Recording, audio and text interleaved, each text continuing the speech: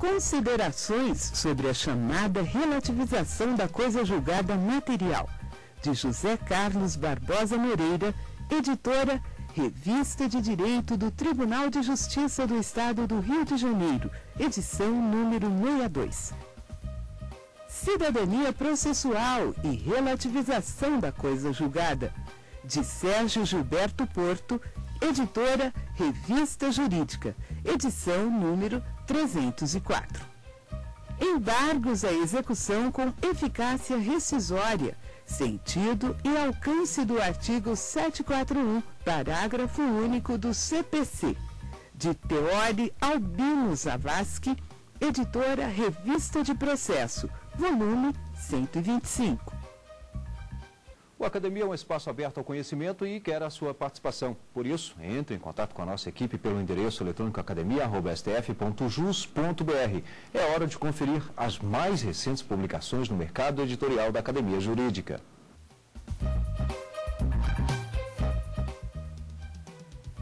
Responsabilidade penal das corporações e criminalidade moderna. Tese de Fausto Martins de Santos, editora Saraiva. Planos de saúde, a ótica da proteção do consumidor. Dissertação de Maria Estela Gregory, editora Revista dos Tribunais. Direitos fundamentais, separação de poderes e deliberação. Tese de Conrado Obner Mendes, editora Saraiva. Nós vamos a um pequeno intervalo e em seguida estaremos de volta com o programa Academia já na fase de debates. Até já.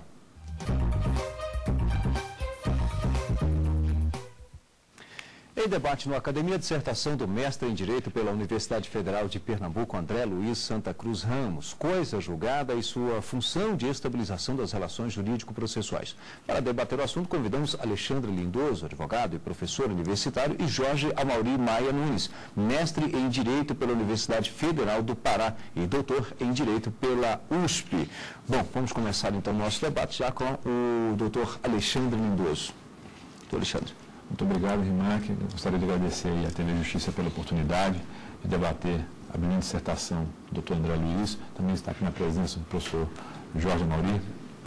E gostaria de enfatizar, em primeiro lugar, a importância do tema objeto da dissertação do professor André Luiz, não só porque se trata de um tema revestido de bastante polêmica, né, que não encontra sufrágios unânimes, quer na doutrina, quer na jurisprudência, e também porque se trata de um tema submetido ao rito da repercussão geral perante o Supremo Tribunal Federal, em que, em julgamento que se avizinha, no recurso extraordinário 590-880, que está com vista ao ministro Gilmar Mendes, o Supremo terá a oportunidade de dar um direcionamento a essa questão da coisa julgada inconstitucional.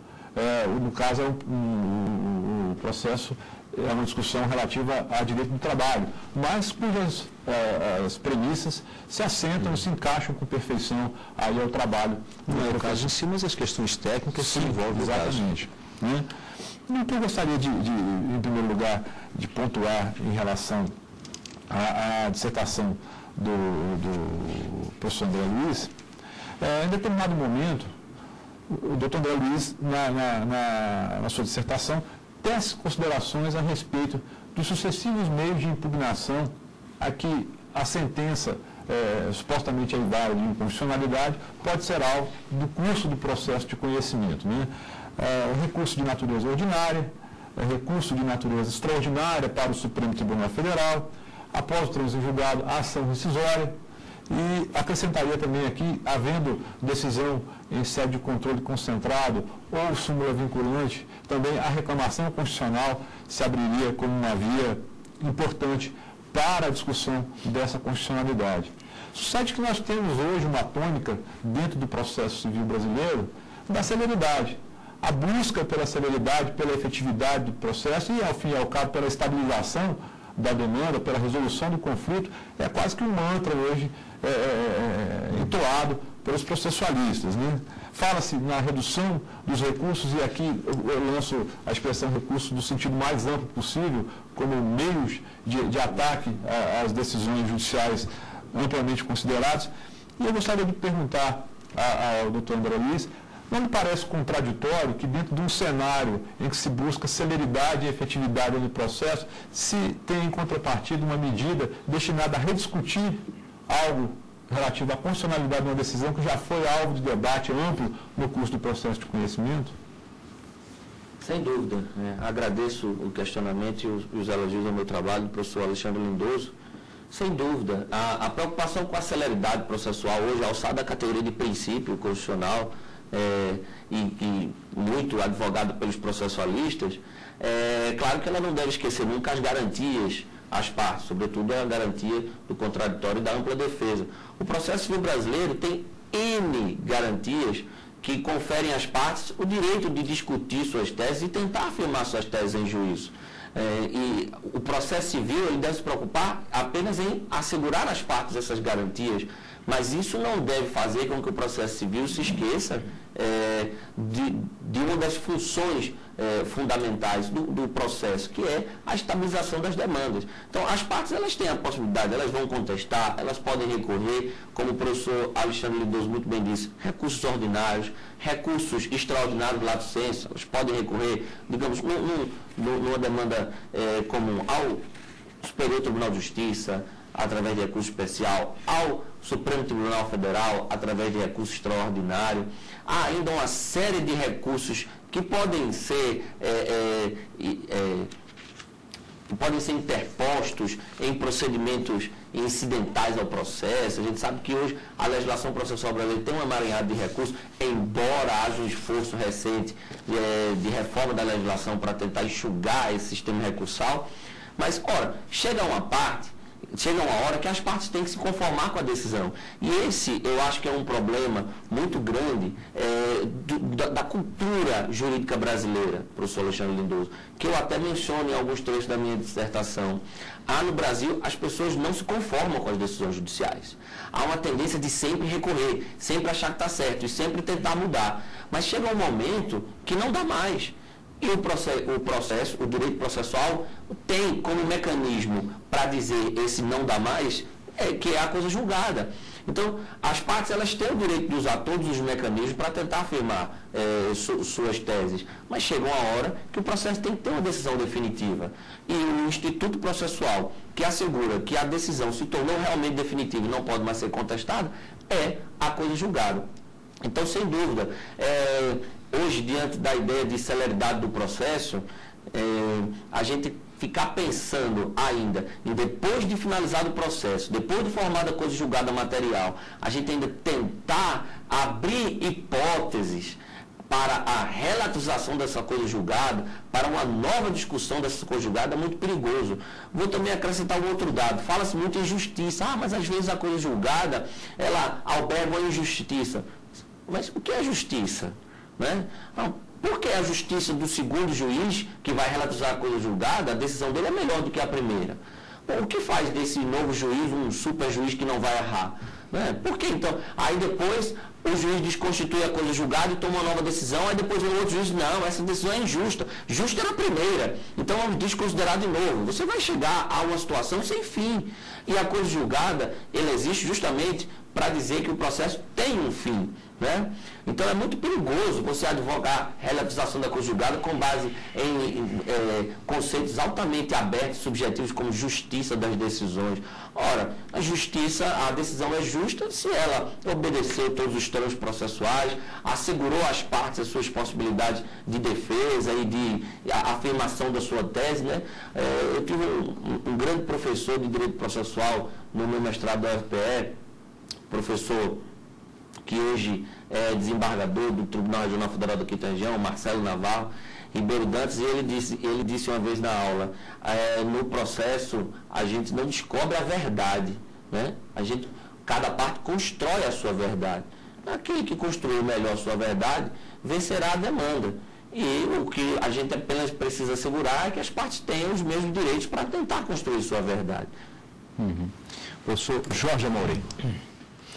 Bem, doutor André, antes de mais nada, eu quero registrar o prazer e a alegria de ter lido o seu trabalho, de ter examinado com atenção, e agradeço a oportunidade de poder debater por esta mídia alguns temas relativos a ele. Eu quero fazer primeiro um registro no sentido de que eu queria ler o trabalho para me irritar. Eu não consegui me irritar porque nós comungamos com a conclusão. Eu tenho sustentado nas minhas aulas a necessidade de preservação da coisa julgada. Acho, com todo respeito aos que pensam em sentido contrário, que a ideia da relativização da coisa julgada é, antes de mais nada, um engodo processual. Diria mais, um engodo casuísta e oportunista processual. Bem por isso, é importante retomar alguns pontos que serviram como base, como premissa do seu raciocínio. Realmente, a ideia da segurança jurídica hostiliza a oportunidade, o oportunismo processual. Quando nós trabalhamos com segurança jurídica no sentido que está colocado no seu trabalho, nós estamos preocupados, sobretudo, com aquela parte que eu chamo de parte estática da segurança jurídica. Haveria uma outra possibilidade de falar aqui numa parte dinâmica da segurança jurídica, que não vem o caso, entretanto. Agora, é verdade também que a era de ouro da segurança jurídica foi a fase das codificações, eu não tenho dúvida nenhuma disso. Foi a fase em que o positivismo talvez tenha se mostrado de maneira mais acentuada. Mas mesmo para as pessoas que não aderem a uma qualquer modalidade de positivismo jurídico, me parece que a segurança jurídica, na esteira do pensamento de Paul Roubier, por exemplo, é um dos pilares do edifício do direito. Não se pode conceber nenhum ordenamento jurídico em qualquer momento da história da humanidade que não tenha por base a segurança jurídica a ideia de ordem e a ideia de progresso. Vamos colocar aqui a ideia de justiça, que eventualmente se encontra, sim, no âmbito do direito e do conceito que nós temos de Estado de Direito, de Estado democrático de direito. Concedo tudo isso. A ideia de sistema me parece extremamente cara a essas pessoas. Não a ideia de um sistema fechado, mas a ideia de um sistema aberto, como, por exemplo, sugerido por Canaris. Me parece que é uma ideia boa. Se nós abandonarmos a ideia de sistema, a sociedade não saberá para onde andar. É preciso que haja um certo previsível tom da deliberação judicial. E o previsível tom da deliberação judicial faz com que haja necessidade de que essas deliberações sejam uniformes em determinado tempo. É preciso que o processo acabe, como foi bem lembrado ainda há pouco. Pois bem, sabendo que essa ideia de sistema é importante para o ordenamento jurídico, surge a ideia da injustiça que vem sendo suscitada pelos rivais da coisa julgada, os que pretendem relativizá-la. Já foi bem dito, a coisa julgada já é relativa. Já é relativa até por força da existência do artigo 485 do Código de Processo Civil, que regula a ação rescisória, como é relativizada no Código de Processo Penal, que prevê a figura da revisão criminal. Então não há nenhuma novidade em dizer que a coisa julgada é relativa. Os arautos dessa tese da relativização querem, isso sim, desconstituir o ordenamento jurídico e permitir que, no caso a caso, ou seja, matando a ideia de sistema, no caso a caso você possa rever tantas vezes quanto sejam necessárias. E aí o processo vai ser, permita-me o chulo, vai ser um Highlander, nunca mais vai acabar. E nós não teremos oportunidade sequer de julgar outros processos, porque todas as varas de todos os tribunais estarão entulhadas de processos que permanecerão anos e anos, talvez séculos, infindos. Bem, sendo isso verdade, trabalhando com essa ideia de sistema, eu percebo que há necessidade de nós cuidarmos que o nosso sistema jurídico é um sistema diferente de quaisquer outro sistema, do sistema solar, por exemplo. Nós trabalhamos em direito com um sistema que se chama não empírico prescritivo, ou seja, um sistema que prescreve condutas. E é possível, justamente por causa da prescrição de condutas, que a interpretação dessas prescrições não seja uniforme em todos os casos. O direito não procura decisão única, procura uma decisão certa para o caso concreto, mas que não será necessariamente igual a outra decisão, numa outra circunstância, até porque as nuances do direito são diversas.